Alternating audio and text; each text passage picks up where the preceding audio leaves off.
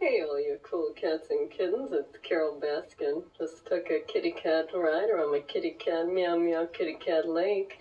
And I just want to thank everybody for being a supporter of the Big Cat Kitty Cat Rescue. Hey everybody, I hope you enjoyed that joke. What we're going to learn today is the art of the double stick, commonly known as Sinawali. And Sinawali is how to work the stick one side and the other side. And the reason why I like to start with Sinawali with everybody is what happened to me in a fight. And grab my stick here. And what ended up happening was I had a fight with somebody with a stick fight at an event called the Dog Brothers. And he got me pretty good. He got me on my finger and my thumb. And what ended up happening was a lot of pain, a lot of pain instantly. I could feel the numbness. I could feel like my hand was starting to hurt, and I could feel it pulsating because it was bleeding, and my stick was getting a little bit wet with the blood, so it was getting slippery. So I decided to switch hands and switch sides, and found out real quick I wasn't very good on this side. It was kind of alien to me, and I didn't really like that. So I had to switch back to this hand, the hurt hand, and then play possum. And when we got close, I took his arm off and ultimately won the fight. But that taught me something. You got to learn how to fight with both sides. If you only know one side, it'd be like I can only throw one punch, and this left hand, it's not worth anything, and I can't have that. So we're going to talk about Sinawali. But before we do, I'm going to show you some drills, single stick first, and by the end of this whole ordeal that you're going to be watching, I'm going to show you how to do that famous thing that you see on TV, which is the double stick where you cycle in a circle like this. And it looks pretty neat in such a fashion where if you go fast, and then you can switch to just your wrist, and this works well with broadswords. So if you have two short swords, it works well. So it looks actually better when you see it from the side. So if I go this way and go a little faster, and then just my wrists. So we are going to learn that today. Okay, now let's get started. We're going to start with the first part, which is the single stick and how to manipulate this weapon. So these are very basic things that you should know. Now, when you're using a stick, the first thing I like to show people is how to twirl the weapon like this. Either one way or the other way. Now, there is something crucial to remember is this. When you're twirling the weapon, you never open your hand. Some guys will open their hand and actually use their fingers to get a little bit more velocity. You can actually hear me hit the weapon. This is not good. Not good for combat reasons. And the reason being is if I'm fighting you and I'm doing my thing and I am going, I'm doing my thing, and I open my weapon and you hit my weapon, I lose it. Because the only thing that's really holding the weapon once I open my hand is just my thumb. Ladies and gentlemen, that's not enough. You must have a hold, and your grip must remain closed. So let's say you decide to take Eskrima or Arnis or any other kind of Dos de Pares or any kind of martial art that has to do with Filipino martial arts, which is probably the best you can get for stick fighting. And your instructor tells you to do this, or you catch your instructor doing this. This is what you do. You kindly tell them, thank you for the lesson. I'll see you tomorrow, coach, and never, ever go there again. So this is the biggest no-no. Never do this. It's always closed. Now I'm going to show you how to do that the right way. It's very simple. You just grab the weapon and you make a little circle like this. It's better to see it if I'm pointing at you this way and I'm making a little circle. It looks like I got a selfie stick. So if you guys use selfie sticks, then you know how to work this thing. Now you go the opposite way.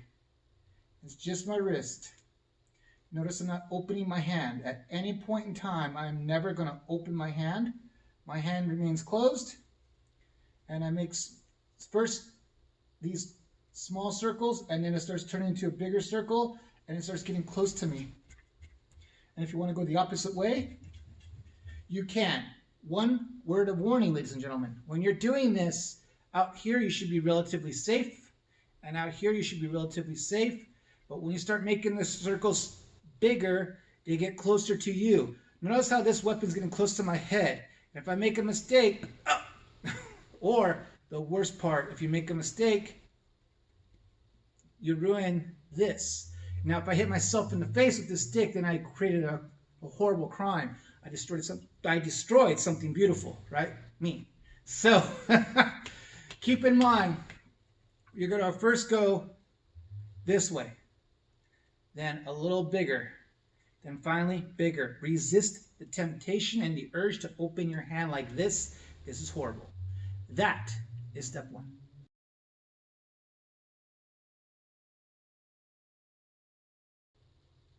Now step two. Learning how to do this is just something that's arbitrary. You just need to learn how to do it. You just need to learn how to go one and in the opposite way two. Now we're going to do the X factor. Just going to go make an X. Now be careful about having your elbow this way. The reason being, if you get comfortable putting your elbow and you do the X factor, you can hurt your elbow. So you might want to put your hand down or put it right here, whatever you want to do. So I'm just comfortable just teaching this as like my arm down. So you go down and around, down and around. And then after a while, you shorten it up and just use your wrist. You don't want your whole arm, like this is my whole arm. Just your wrist.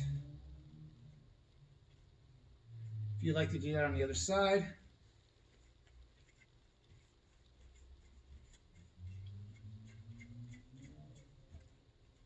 And so I have to keep my hand here, believe it or not. After a while, you start adding little other nuances to make the stick maneuver a certain way. See, this is what I call the fish. If you ever see a fish in an aquarium, it goes side to side.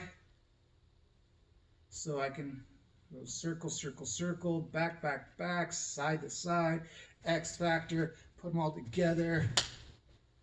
And you'll start to develop your own little ways of moving the weapon. And this is known as commonly as the snaky stick.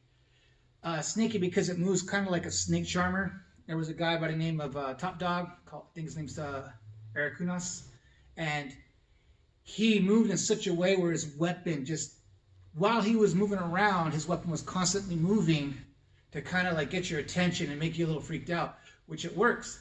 If you ever watch real fighting, you know if you're a fighter, if you're not feinting, you're not winning. So you have to like move around and throw feints. Feints make the person freeze and then fire. So that snaky stick is a big part of your game. But don't worry, we're getting closer to the part where we're going to do the double stick thing. I know that is what you're working for.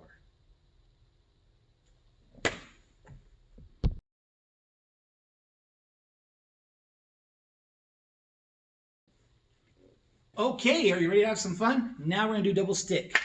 Okay, I should have said this in the very beginning of the instructional is this. When you're doing this stick training, there's something you got to really consider. And trust me, I know, personal experience, I know this all too well. So here it is. When you're practicing with sticks, your environment and yourself and everyone around you really does matter. And here's what I mean. Let's say you're doing all this cool stuff with your sticks and you're moving around, right? I'm just moving my sticks and I'm just doing my thing, whatever. And let's say mom walks in the door, or grandma comes in with some groceries, or something of that nature happens, and pop, you clock them. Or you have pets, and if you have pets around and you're not aware of where they're at, you could actually hit your pet. That would be a real tragedy. Hitting yourself, that's not good either. So be aware you will hit yourself every now and then. It's going to happen. Just don't go so fast. Learn the weapon first. Don't get hurt. Also, in your house, you could destroy your house. Once again, Trust me, I know. Ask me how. If there's a lamp around, you're most guaranteed to hit it. If there's a stereo, you're most likely to hit it. Okay, that's probably what I hit, huh? You can hit walls, you can hit the ceiling. It's just, it can be bad. So be aware of your surroundings when you're doing this. That's really important. Now, here we go. So the drill that you did here, you can do here. And you can do them double. And you can do them the opposite way. You can go double down, double up. You can do one down and one up. See, I did that. I'm going down with this one and up with this one. So this is up, this is down. People get freaked out when I do that. I'm able to switch both sides. But that's dexterity of your weapons. What's really good about this is it actually teaches you also something else. Dexterity, okay? The ability to move one and the other, right? To make you ambidextrous. So, here we go. Now, take one weapon and put it underneath your armpit and put the other weapon on your neck. You're going to go down, down, downward. I'm going to go slow with that so I don't freak you out. Downward. Now, show them your sweaty armpit and go downward. Notice my arms are crossed. Now I'm going to swing around. Armpit. Now I'm going to go downward. When I go downward, watch my weapon on this side. It will actually turn downward. I'll come over my shoulder. Down. Down. Under. Down, down, under. There's one thing I did skip. It's called redondo. So here's how that works. I'm going to go down, down, redondo. Down, down, redondo. Down, down, redondo. Down, down, redondo. Down, down, redondo. Means I'm going around, I believe. 1, 2, around. 1, 2, around. Once you have that, just keep going. And once you got that, see how I'm turning my body side to side? You're going to eventually stop turning your body side to side. You look at an amateur actor on stage. Just be normal. Now I'm not moving my body side to side. It's just my arms. And then once you got that, just with your hands. And then once again, down, down, redondo, down, down, redondo. And eventually, you'll stop turning your body and you'll just start moving the weapon. And then eventually, here. Once you get comfortable with that and you feel really good, then you start moving.